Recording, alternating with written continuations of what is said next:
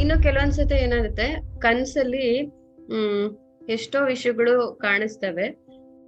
ಅದ್ರ ಕ್ಲಾರಿಟಿ ಬೇಕು ಅನಿಸಿದಾಗ ಏನ್ ಮಾಡ್ಬೇಕು ಅಂದಾಗ ನಾವು ಒಂದು ಸಾಕ್ಷಿಭೂತ ಸ್ಥಿತಿಗೆ ನಮ್ಮನ್ನ ನಾವು ಕರ್ಕೊಂಡು ಹೋಗ್ಬೇಕು. ಸಾಕ್ಷಿಭೂತ ಸ್ಥಿತಿ ಅಂದ್ರೇನು? ಈಗ ಮಿಡ್ಲ್ ಮ್ಯಾನ್ ಏನ್ ಮಾಡ್ತಾರೆ, ಇಬ್ರು ಜಗಳ ಆಡ್ತಾ ಇದ್ರೆ ಅವ್ರು ಜಡ್ಜ್ ಮಾಡ್ಬೇಕಾಗಿರುತ್ತೆ ಅನ್ಕೊಳ್ಳಿ. ಅವಾಗ ಏನ್ ಮಾಡ್ತಾರೆ, ಅವರು ಜಸ್ಟ್ ನಿಂತ್ಕೊಂಡು ಅಬ್ಸರ್ವ್ ಮಾಡಿ ಯಾರಿಗೆ ಏನು ಅವಶ್ಯಕತೆ ಇದೆಯೋ ಅದನ್ನ ಉತ್ತರ ಕೊಡ್ತಾ ಹೋಗ್ತಾರೆ. ಸೊ ಆ ಸಾಕ್ಷಿಭೂತ ಸ್ಥಿತಿಗೆ ನಮ್ಮನ್ನ ನಾವು ಕರ್ಕೊಂಡ್ಬಂದು, ಈಗ ಎಷ್ಟೋ ಸತಿ ಏನಾಗುತ್ತೆ, ಹಳೇದು ಹೊಸದು ಎಲ್ಲದನ್ನು ಬರ್ತಾ ಇರುತ್ತೆ ಕನ್ಸಲ್ಲಿ. ಓಕೆ, ಸೊ ಕೆಲವೊಂದು ಆಗೋದು ಘಟನೆಗಳು ಕೂಡ ಮತ್ತೆ ಮತ್ತೆ ಕನ್ಸಲ್ಲಿ ಬರ್ತಾ ಇದೆ ಅಂದ್ರೆ ಏನರ್ಥ, ಅದನ್ನ ನೀವು ರಿಲೀಸ್ ಮಾಡ್ಕೋಬೇಕಾಗಿದೆ ಅಂತ ಅರ್ಥ. ಅದನ್ನ ರಿಲೀಸ್ ಮಾಡ್ಕೊಳ್ಳೋದು ಹೆಂಗೆ ಅಂದ್ರೆ, ಇವಾಗ ಫಾರ್ ಎಕ್ಸಾಂಪಲ್ ನಾನು ಯಾರ ಜೊತೆಲೂ ಜಗಳ ಆಡಿರ್ತೀನಿ ಅನ್ಕೊಡೆ ತುಂಬಾ ವರ್ಷದ ಕೆಳಗೆ. ಆದ್ರೆ ಅದು ಆ ವ್ಯಕ್ತಿ ಮತ್ತೆ ಮತ್ತೆ ನನ್ನ ಕನ್ಸಲ್ ಬಂದು ಮತ್ತೆ ಮತ್ತೆ ಆ ಸೀನ್ ರಿಪೀಟ್ ಆಗ್ತಾ ಇದೆ ಅನ್ಕೊಳ್ಳಿ. ಅವಾಗ ನಾನ್ ಏನ್ ಮಾಡ್ಬೇಕು ಅಂದ್ರೆ, ಧ್ಯಾನದಲ್ಲಿ ಕುತ್ಕೊಂಡು ಒಂದು ಸಾಕ್ಷಿಭೂತ ಸ್ಥಿತಿಲಿ ನಾನು ಇರ್ತೀನಿ ಇವಾಗ ಅನ್ಕೋಬೇಕು. ಅನ್ಕೊಂಡು ಯಾರ ಜೊತೆ ನಾನು ಪದೇ ಪದೇ ಜಗಳ ಆಡ್ತಿರ್ತೀನೋ ಆ ವ್ಯಕ್ತಿನ ಇನ್ವೈಟ್ ಮಾಡಿ ಆ ಸೀನ್ಗಳು ಏನೇನ್ ಕನ್ಸಲ್ ಬಂದಿರುತ್ತಲ್ಲ ಅದನ್ನೆಲ್ಲಾ ನೆನ್ಸ್ಕೋತಾ ನಾನು ಸಾಕ್ಷಿಭೂತ ಸ್ಥಿತಿಲಿ ಇದೀನಿ, ಈ ಎಲ್ಲಾ ಎಮೋಷನ್ಸ್ ನ ರಿಲೀಸ್ ಮಾಡ್ತಾ ಇದೀನಿ ಅಂತ ಅನ್ಕೋಬೇಕು. ಆಗ ರಿಲೀಸ್ ಮಾಡ್ತಾ ಇದೀನಿ ಅನ್ಕೊಂಡಾಗ ಏನಾಗುತ್ತೆ, ಪ್ರತಿಯೊಂದು ಅವ್ರು ನಮ್ಗೆ ಮೋಸ ಮಾಡಿರೋದಿರ್ಬೋದು, ಇಲ್ಲ ಅವರಿಂದ ನಮ್ಗೇನೋ ಬರ್ಬೇಕಾಗಿರುತ್ತೆ ಅವ್ರು ನಮಗ್ ಕೊಟ್ಟಿಲ್ಲ ಅಂತ ಇರೋದು, ಅದು ಪ್ರತಿಯೊಂದನ್ನು ನಾವು ರಿಲೀಸ್ ಮಾಡ್ತಾ ಇದೀನಿ ಅಂತ ಅನ್ಕೋಬೇಕು. ಇನ್ನೊಂದ್ಸತೆ ಈಗ ಕೊಟ್ಟಿರೋ ವಿಷಯ ಬಂದಾಗ ನೆನಪಾಯ್ತು, ಇವಾಗ ನಿಜ ಜೀವನದಲ್ಲಿ ನಾವ್ ಯಾರಿಗೋ ದುಡ್ಡು ಕೊಟ್ಟಿರ್ತೀವಿ ಅನ್ಕೊಳ್ಳಿ.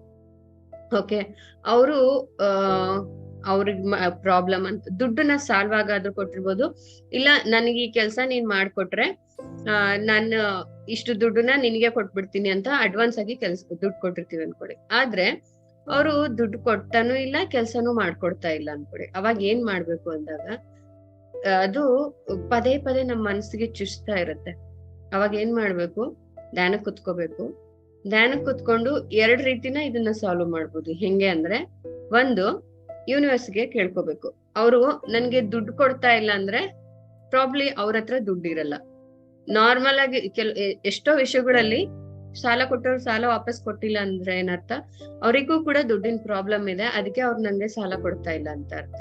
ಸೊ ಅವಾಗ ಯೂನಿವರ್ಸ್ಗೆ ಕೇಳ್ಕೋಬೇಕು, ಅವ್ರಿಗೆ ಅನಂತವಾಗಿ ದುಡ್ಡು ಕೊಡು, ಸೊ ಆ ನನ್ ದುಡ್ಡನ್ನ ಅವ್ರು ಫುಲ್ ಹ್ಯಾಪಿಯಾಗಿ ನನ್ಗೆ ವಾಪಸ್ ಕೊಡೋ ತರ ಮಾಡು ಅಂತ ಕೇಳ್ಕೊಬಹುದು. ಸೊ ಇನ್ನು ಕೆಲವೊಂದ್ಸತಿ ಏನಾಗುತ್ತೆ, ಈ ದುಡ್ಡಿನ ವಿಷಯ ಬಂದಾಗ ಪ್ರಾಬ್ಲಿ ನಾವ್ ಯಾವ್ದೋ ಜನ್ಮದಲ್ಲಿ ಅವ್ರಿಗೇನೋ ಮೋಸ ಮಾಡಿರ್ತೀವಿ ದುಡ್ಡಿನ ವಿಷಯದಲ್ಲಿ, ಅದಕ್ಕೆ ಅವ್ರು ನಮ್ಗೆ ದುಡ್ಡು ಕೊಡ್ತಾ ಇರಲ್ಲ. ಸೊ ಆ ಸಂದರ್ಭಗಳು ಕೂಡ ಇರುತ್ತೆ. ಸೊ ಇದಕ್ಕೊಂದ್ ಜಸ್ಟ್ ಎಕ್ಸಾಂಪಲ್, ಒಬ್ಬ ಮೇಡಮ್ ಇದ್ರು, ಅವರು ಅಂಗಡಿಲಿ ಒಬ್ಬ ಕೆಲ್ಸದವನ್ ಇದ್ನಂತೆ. ಅವನೇನೋ ಹಿಂಗೆ ಏನೋ ಕಷ್ಟ ಅಂತೇಳಿ ಎಷ್ಟೊಂದ್ ದುಡ್ಡು ಇಸ್ಕೊಂಡು ಇನ್ನೇನ್ ನನ್ ಸಂಬಳದಲ್ಲಿ ಮುರ್ಕೊಳ್ಳಿ ಅಂತ ಹೇಳಿ ಒಂದ್ ಸ್ವಲ್ಪ ದಿನ ಆದ್ಮೇಲೆ ಆ ಅಂಗಡಿ ಹುಡ್ಗ ಕೆಲ್ಸ ಬಿಟ್ಬಿಟ್ನಂತೆ. ಸೊ ಆ ಮ್ಯಾಮ್ಗೆ ಈ ಕಡೆ ಅಂಗಡಿ ಹುಡ್ಗನೂ ಇಲ್ಲ, ದುಡ್ಡು ಇಲ್ಲ ಅಂತೇಳಿ ಅವ್ರೇನ್ ಮಾಡೋದು, ಧ್ಯಾನಕ್ಕೆ ಕುತ್ಕೊಂಡು ಆ ಹುಡ್ಗನ ಕರೆದು ಗೈಡ್ ಮಾಡಿದ್ರಂತೆ. ನೋಡು, ಗೈಡ್ ಮಾಡ್ತಿರ್ಬೇಕಾದಾಗ ಅವ್ರಿಗೇನ್ ಅನ್ನಿಸ್ತು, ಯಾವ್ದೋ ಜನ್ಮದಲ್ಲಿ ಇವ್ರು ಅವನ್ ದುಡ್ಡನ್ನ ನುಂಗ್ ಹಾಕಿ ಕೊಟ್ಟಿರ್ಲಿಲ್ವಂತೆ. ಅವ್ರು ಕ್ಷಮೆ ಕೇಳ್ಕೊಂಡು, ನನ್ಗ್ ಗೊತ್ತಿಲ್ದನ ಅಜ್ಞಾನದಿಂದ ಇದು ಈ ತರ ಆಗಿದೆ, ನನ್ನ ಕ್ಷಮಿಸ್ಬಿಡು, ಸೊ ನೀನ್ ದುಡ್ಡು ತಗೊಂಡಿದ್ಯಾ, ನಾನು ಕೂಡ ನಿನ್ನ ಕ್ಷಮಿಸ್ತಾ ಇದ್ದೀನಿ ಅಂತ ಇಷ್ಟೇ ಅಂದಿದ್ದಂತೆ.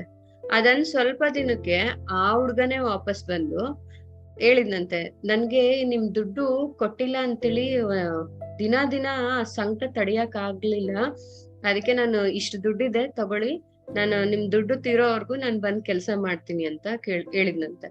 ಸೊ ಇಲ್ಲಿ ಏನಾಯ್ತು, ಅವರು ಕ್ಷಮಿಸಿದ್ರು, ಕ್ಷಮೆನೂ ಕೇಳಿದ್ರು. ಆವಾಗ ಏನಾಯ್ತು, ಅಲ್ಲಿ ಕರ್ಮ ರಿಲೀಸ್ ಆಗಿ ಅದು ಕ್ಯಾರಿ ಫಾರ್ವರ್ಡ್ ಆಗ್ಲಿಲ್ಲ. ಎಷ್ಟೋ ಸತೆ ಈ ಸಾಲ್ಗಳು ವಿಷಯ, ದುಡ್ಡು ಕೊಟ್ಟ ವಿಷಯದಲ್ಲಿ ಅದು ಕೇವಲ ಈ ಜನ್ಮಕ್ಕಲ್ದೆ ಎಷ್ಟೋ ಜನ್ಮಗಳಿಂದ ಇಬ್ರು ಮಧ್ಯೆ, ಪ್ರೇಮ್ನಾಥ್ ಸರ್ ಹೇಳ್ತಾರೆ, ಯಾವಾಗ್ಲೂ ಏನೋ ಒಂದ್ ಆಗ್ತಿದೆ ಅಂದ್ರೆ ಅರ್ಥ ಅದು ಬರೀ ಪ್ರಸ್ತುತ ಜನ್ಮದ ರಿಲೇಟೆಡ್ ಅಲ್ಲ, ಎಷ್ಟೋ ಜನ್ಮದ ನಾವು ಕ್ಯಾರೇಜ್ ಮಾಡ್ತಾ ಇರ್ತೀವಿ, ಅದಕ್ಕೋಸ್ಕರ ಅವೆಲ್ಲ ಹಂಗ ಆಗ್ತಾ ಇರುತ್ತೆ. ಅದನ್ನ ರಿಲೀಸ್ ಮಾಡ್ಕೊಂಡಾಗೆ ಅದ್ರಿಂದ ನಾವು ಹೊರಗ್ ಬರಕ್ ಸಾಧ್ಯ ಅಂತ. ಸೊ ನನ್ಗೆ ಅವ್ರು ಆ ಮ್ಯಾಮ್ ಹೇಳೋದೆಲ್ಲ ಕೇಳ್ದಾಗ ನನ್ಗೆ ಅದೇ ನೆನ್ಪಾಯ್ತು. ಎಷ್ಟು ನಾವು ಏನೋ ಕೇಳಿ ಸುಮ್ನಾಗ್ಬಿಡ್ತೀವಿ, ಇದ್ರು ಇರ್ಬೋದೇನೋ ಅಂತ. ಬಟ್ ಅದು ರಿಯಾಲಿಟಿಲೂ ಅದು ಏನಂತಾರೆ, ಅದನ್ನ ನಾವು ಫೀಲ್ ಆದಾಗ, ಎಕ್ಸ್ಪೀರಿಯನ್ಸ್ ಆದಾಗೆ ಅದ್ ನಾವು ನಂಬ್ತೀವಿ ಅನ್ನೋದನ್ನ ನಂಗೆ ಅರ್ಥ ಆಯ್ತು. ಆಮೇಲೆ ಕೆಲವೊಂದ್ಸತಿ ಏನಾಗುತ್ತೆ, ಮಲ್ಗಿರ್ತೀವಿ, ಎದ್ದೊಳ್ಬೇಕಾದಾಗ ಇದಕ್ಕಿದ್ದಂಗೆ ಫುಲ್ ಭಯದಲ್ಲಿ ಎದ್ದೊಳ್ತೀವಿ. ರಾತ್ರಿ ಎಲ್ಲ ಚೆನ್ನಾಗಿ ನಿದ್ದೆ ಮಾಡಿರ್ತೀವಿ, ಆದ್ರೆ ಬೆಳಗ್ಗೆ ಎದ್ದೊಳ್ತಿದ್ದ ತಕ್ಷಣನೇ ಒಂಥರ ಭಯ, ಆತಂಕ ಇವೆಲ್ಲ ಆಗ್ತಾ ಎದ್ದೊಳ್ತೀವಿ. ಅದಕ್ ಕಾರಣ ಏನಂದ್ರೆ, ಕೆಲವೊಂದ್ಸತಿ ಏನಾಗುತ್ತೆ, ನಮ್ ಸೋಲಿಗೆ ನೆಕ್ಸ್ಟ್ ಅವತ್ತಿನ ದಿನ ಏನಾಗುತ್ತೆ ಅನ್ನೋದು ನಮ್ಗೆ ಎಚ್ಚರಿಸ್ತಾ ಇರುತ್ತೆ. ಸೊ ಇವತ್ತಿನ ದಿನ ಏನೋ ಸರಿ ಆಗದೆ ಇರೋದ್ ಆಗ್ತಾ ಇದೆ ಅಂತ. ಅವಾಗ ನಾವೇನ್ ಅನ್ಕೋಬೇಕು, ನಮ್ ಸೋಲಿಗೆ ಯೂನಿವರ್ಸ್ಗೆ ಕೇಳ್ಕೋಬೇಕು. ಇವತ್ತು ಏನಾಗುತ್ತೋ ಏನಿಲ್ಲೋ ನಂಗೆ ಗೊತ್ತಿಲ್ಲ, ಬಟ್ ನನ್ಗೆ ಎಷ್ಟು ಶಕ್ತಿ ಇದೆಯೋ ಅಷ್ಟು ತರದನ್ನ ಮಾತ್ರ ಕೊಡು. ಅಂದ್ರೆ ಫಾರ್ ಎಕ್ಸಾಂಪಲ್, ಇವಾಗ ನನ್ ಎಲ್ಲಿವರೆಗೂ ನನ್ ಕಷ್ಟನ ಅನ್ಭೋಗ್ಸೋ ಶಕ್ತಿ ನನ್ನಲ್ಲಿ ಇದೆಯೋ ಅಷ್ಟನ್ ಮಾತ್ರ ನನ್ಗೆ ಕೊಡು, ಇಲ್ಲ ಅದ್ರಿಂದ ನಾನು ಹೆಂಗ್ ಹೊರಗ್ ಬರ್ಬೇಕು ಅನ್ನೋದು ಜ್ಞಾನ ಕೊಡು ಅಂತ ಕೇಳ್ಕೋಬೇಕು. ನಂಗೆ ಹೆಲ್ಪ್ ಮಾಡು ಅದ್ರಿಂದ ಹೊರಗ್ ಬರೋಕೆ ಅಂತ ಕೇಳ್ಕೊಂಡಾಗ ಏನಾಗುತ್ತೆ, ಅವತ್ತಿನ ದಿನ ಏನೇ ಪ್ರಾಬ್ಲಮ್ ಬಂದ್ರು ಅದನ್ನ ನಾವು ಈಸಿಯಾಗಿ ಸಾಲ್ವ್ ಮಾಡೋ ಜ್ಞಾನ ನಮ್ಗೆ ಬರುತ್ತೆ.